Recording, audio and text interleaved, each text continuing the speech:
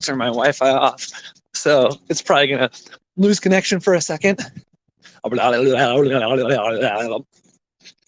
afternoon, internet. We are doing another running stream. Feels good to get outside. That rain on Friday really did cool everything down because last week was so humid, and it's been much cooler, much nicer to be outside. I'm calling this one possibility, openness, connection, and optimism. And yeah, those are kind of some words that I think are all related and have been kicking around for me today. So let me just jump right in. So yesterday, I went to the beach with Jonathan to film me making up songs for beachgoers. And it was slamming. Really, really fun. Really, really fun. Oh my gosh. And yeah, this is maybe the 7th or 8th time I've gone to play piano. Specifically gone to make up songs for people in public. And I'm getting better at it every time. And yesterday, I think, was my best go at it. I think the songs I made were interesting and fun and funny and connecting with people. Also, it's funny because I was like nervous about the beach. I thought, oh, there's people laying down in towels. There's people napping. People have their, little Bluetooth speakers playing music. Like, it's going to be hard to make this work. But we went down there, and turns out, actually, I think the beachgoers were way more receptive to what I was doing than park people were. And then after I thought about it, it's like, yeah, the beachgoers, if you're on the beach, your goal is to have like a day of just like fun. And if a guy shows up with a keyboard, like, you're likely to be open to that. And yeah, it was incredibly fun. There were like blankets with people on it who had me play, and like the blanket right next to them was like, wait, we want you to play. And I'd go play for them. And then the people I was with before would be like, wait, come back and do another one for us. At one point, there was this couple who I came up to play for them. And they were like, we've been waiting for you for like a half hour, because they saw me, 20 feet away or whatever, making up songs for people. And it just took a while to get over them because so many people wanted to hear it. So on possibility, yeah, by being open enough to say, I have this talent and this skill, where can I go where people can hear it? And just being open to the possibility that people want to hear me make up songs for them. I created some amazing moments yesterday. I heard many, many people say, you made my day. Yeah, and then like, I guess openness is tied to that too. I see how stories govern our lives. I don't think a lot of people know that, but I know that. I'm not saying I'm better than you for knowing that. I'm just saying I have paid people to show that to me and done work to figure that out. That we live in stories. What we think is truth or reality is actually just a story about the world, but we act as if it's true.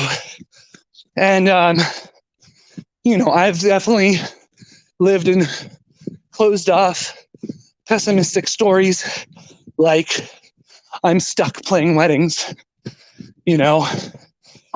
Ooh, meeting people is impossible.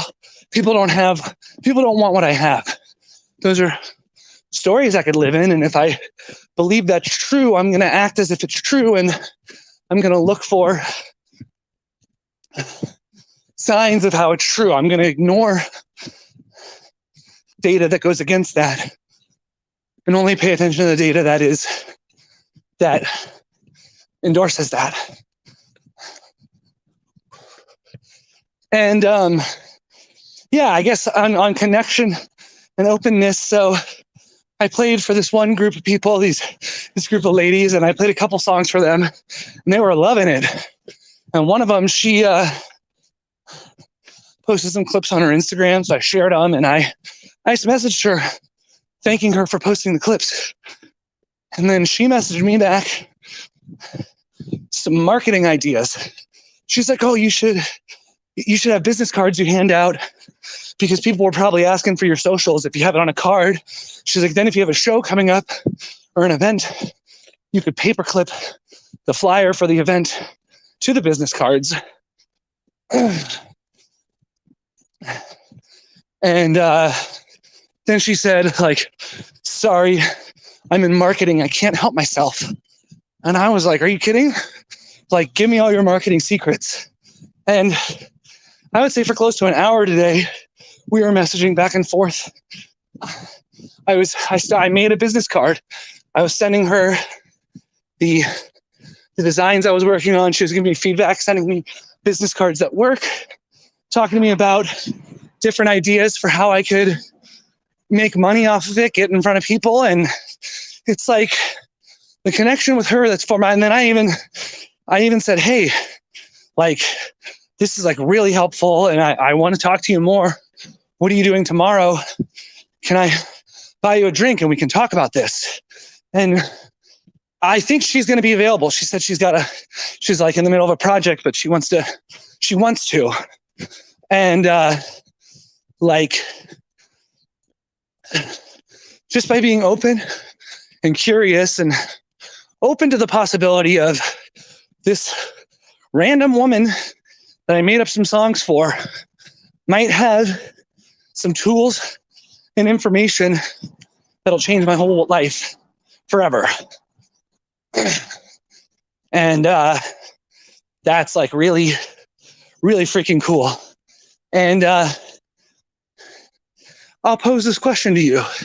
Is it possible that there are people that you already know or that you're going to meet, the next person you meet has some tools or knows some information that if you got those tools or information, it would change your life forever? And you can kind of go through life like, no, that's not there. And I'm not even going to look for it. Or you can be optimistic enough to say, every encounter I have with people, there's a possibility that person holds the keys to my future. Maybe I wouldn't quite, I would actually like to word it differently than that, because you hold the keys to your future. But I hope my point is coming across that, oh, geez. Every person you meet, there's a potential that they have something that they can help you with, and you can help them. And yeah, I listened to this podcast on optimism, and it's very, very inspiring. And just realizing, like, being optimistic, the things I really took away from it were like that optimistic people practice not letting their negative train of thoughts run away. I love that, because it really does show how much power you have over your own world. And I've even realized just in the past few days after listening to that, like, when a negative train of thought starts rolling, I can stop it. I can stop it instantly. I can say, this thought isn't serving me. I don't need to ride this train down to the despair pits of hell that it's going towards. I can get on a different train of thought. And the other thing about optimism that the podcast shared that really blew me away. So I just thought about optimism as like looking for the best in situations, or assuming the best in people, assuming good intent, and like not being so quick to decide things aren't going to work out. Whew. But he kind of opened it up for me, where it was like, do you go into conversations like expecting the person has nothing for you and you have nothing for them? Or do you go into conversations with an attitude of openness, possibility, burps, and curiosity? And yeah, I'm just seeing, I listened to that on Friday. And Friday, I played a gig, and there was the sax player on the gig I'd never met before. And while we were waiting for the valet, I actually remember I was like, well, I could get his name and learn a little bit about him and see what he's up to. Or I could just stand here and wait for the valet. And I was thinking about that, like, what if me and this guy have something to offer each other? We would never be able to know that if I don't just say hi and ask him what he's about. And lo and behold, said, hey, we talked, we chatted a little bit about what each other's doing. And then I told him how I do a lot of original music. I've got this band that does fun, crazy, wild original music and art and performance. And he loved it. And he went, man, he's like, we're just in the beginning of this, but a friend of mine and I are starting a nonprofit. A nonprofit for bands and artists who are making really interesting, unique stuff. And he's like, sounds like your project is the type of thing we would want to endorse. I said, yeah, let's do it. So I got his number. I texted him. Actually, this is a good reminder to myself. I should follow up with him. Just see what he even has, what his thing's even about. Because I can approach life with a level of optimism, openness, possibility, and curiosity where I can choose to believe that I have something amazing to offer him and he has something amazing to offer me.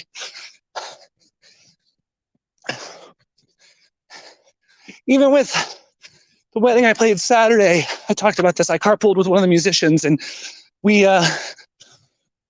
I was thinking about that too. It's like, what can I do to offer him, and how can he offer me, and how can he serve me?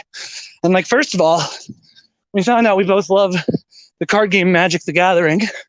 So we just talked about that like for an hour, which is cool because that's a hobby that I don't own any cards, but I watch people on YouTube who play and talk about it. And it's a hobby that I'm on the periphery of. And I got to like talk about it with somebody who like basically knew as much about it as I do, which was awesome. And then we had a conversation, a very vulnerable conversation about,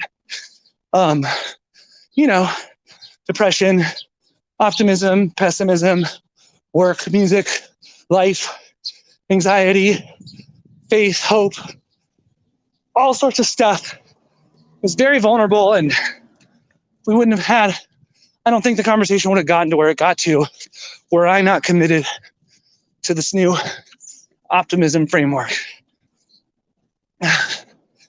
Ooh, we're going for 2 miles today, baby. I'm feeling it now, Mr. Krabs, as they say in that one episode of SpongeBob.